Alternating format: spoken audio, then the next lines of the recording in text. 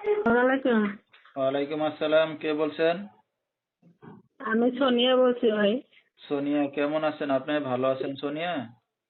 হ্যাঁ ভাইয়া, ভালো আছি।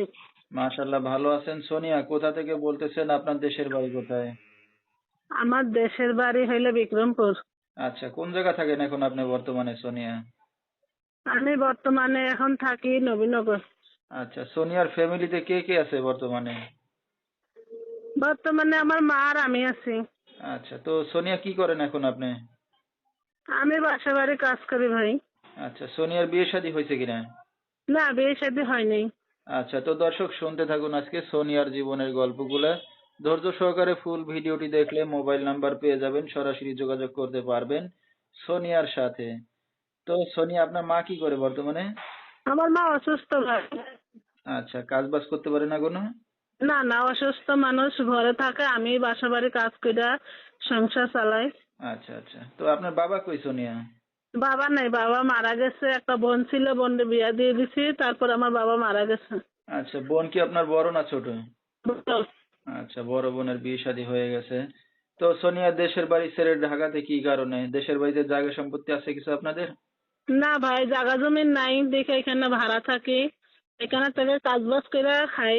ঠিক আছে, আত্মীয় স্বজন কেউ আছে আপনাদের পাশে, মানে সোনিয়া দেখার মতো আপনাদেরকে? দেখার মতন কেউ নাই ভাই। আচ্ছা, কেউ নাই। তো এই যে আপনার বিয়ে শাদী তো হয় নাই এখনো, তো নিজে কাজ বাজ করে মাকে নিয়ে চলতেছেন, তো ভবিষ্যতে কি চিন্তা ভাবনা আছে সোনিয়া? ভবিষ্যতে তো অনেক চিন্তাই থাকে ভাই, যে প্রতিবেদন আইলাম, অনেক কষ্ট করে চলতেছি, যে বিয়ে শাদী বসার জন্য প্রতিবেদন আইছি, ভালো একটা মনের মানুষ পেলে বিয়ে শাদী বমু। আচ্ছা, তো এখন বিয়ে শাদী করতে যাচ্ছেন, যদি মনের মতো কেউ আপনার হয় তাহলে কি রাজি হবেন বিয়ে শাদী করতে? হ্যাঁ, অবশ্যই রাজি হবো। আচ্ছা, তো আপনার এই একদম ভিডিওটা। ভালো মনের মানুষ পেলে বিয়ে শাদী করুন। আচ্ছা, ইচ্ছা আছে এখন বিয়ে শাদী করার, না? হ্যাঁ। ঠিক আছে, তো আপনার এই ভিডিওটা অনলাইনে দর্শকদের মাঝে চলে যাবে, দর্শক ভাইরা কিভাবে যোগাযোগ করবে আপনার সাথে? আমার যে বাটন মোবাইল আছে ভাই। এই নাম্বারে ফোন দিলে পাবে আপনাকে সবসময়? হ্যাঁ, সবসময় পাবে। আচ্ছা, তো আপনি একটা অবিবাহিত মেয়ে, এই যে অনলাইন মিডিয়ার সামনে আসছেন, আপনার মা জানে? হ্যাঁ, আমার মা জানে। জানাই আসছেন না, ঠিক আছে। হুম। তো আপনার যে নাম্বারটা আপনি বলতে পারবেন মুখে? না ভাই, আমি বলতে পারবো না, আপনি দিয়ে দেন একটু। আচ্ছা, তো দর্শক আমরা শুনতেছিলাম সোনিয়ার জীবনের গল্পগুলা। সোনিয়ার যেহেতু বাবা নাই, মা অসুস্থ, তো সোনিয়া নিজেই কাজবাজ করে মা মেয়ে দুইজনে চলতেছে।